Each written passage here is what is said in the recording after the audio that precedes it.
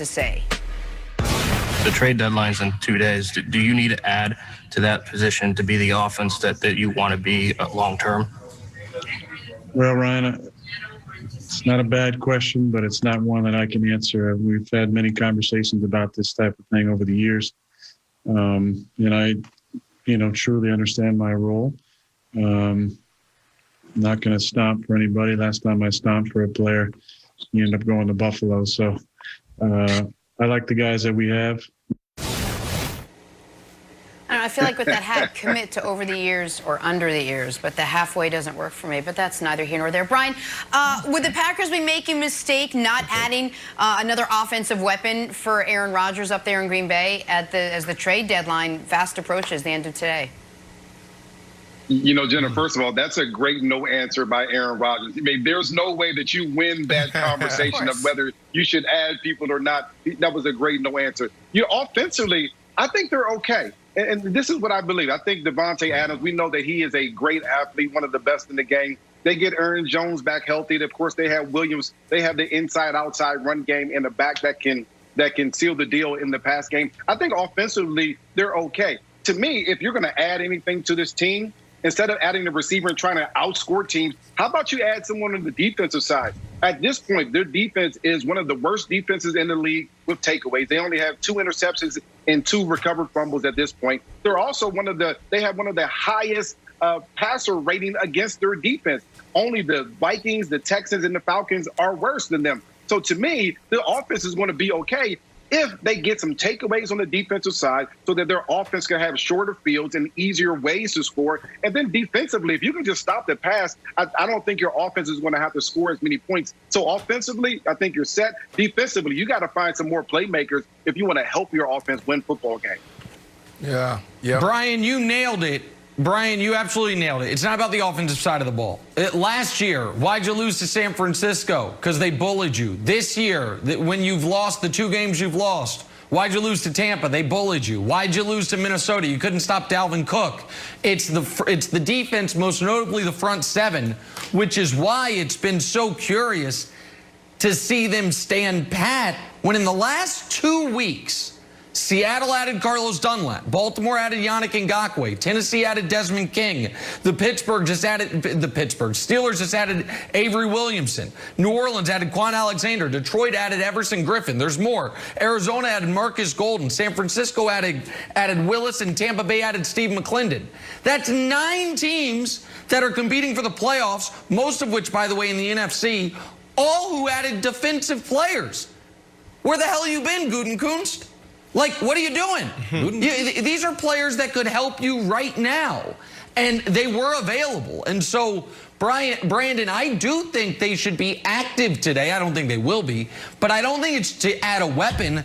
I think it's to add someone in that front 7 to help that defense. Yeah, but Nick, is it really their MO? I mean, they haven't been aggressive in free agency. They haven't been aggressive, at the trade deadline. That's just not the Green Bay Packers' MO. Now, when I saw this, I'm like, okay, it doesn't seem like they need an addition. They really need an adjustment. And what does that mean? Like, outside looking in, yeah, adding more weapons to Aaron Rodgers, arsenal could be deadly. But at the end of the day, like, he has what he needs. Now, is it what he always had back in the glory days? No. But he has a really good tight end. He has a dominant dog #1 wide receiver. He has 2 running backs. He has Allen Lazard, practice Thursday, should be coming back soon. Valdez-Scantling, I'm not sure what's going on with him. He had 1 target last week, but this is a guy that can play. So does he really need that? No. And then to your guys' point, on the defensive side, really need help when you talk about personnel. But sometimes the NFL just catches up to you from a scheme standpoint. That's why I say they need more of an adjustment than an addition, because what's happening? This team, they're not bad from a personnel standpoint. Is teams keying in on what they do well and where their weaknesses are? They have a really good offensive line. They can run the ball. They can throw the ball. They got Aaron Rodgers. Defensively, they're just okay, middle-of-the-road type defense, but enough to hold up and give Aaron Rodgers a chance. So for me, I think it starts with the coaching staff. You know what I want? I'm a sentimental guy.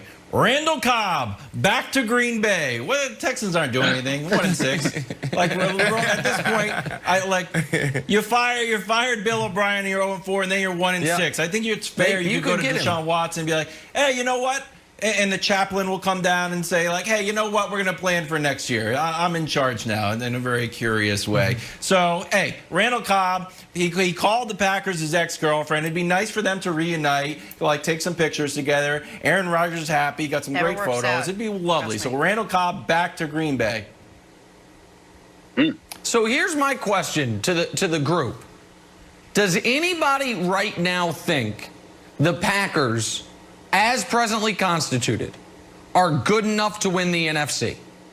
Does anybody think that? Yes. Not that it's impossible. Yeah, I believe so. You do. With no moves. With no moves that they could. With an adjustment. I do. What's the adjustment, Brandon? I want to hear.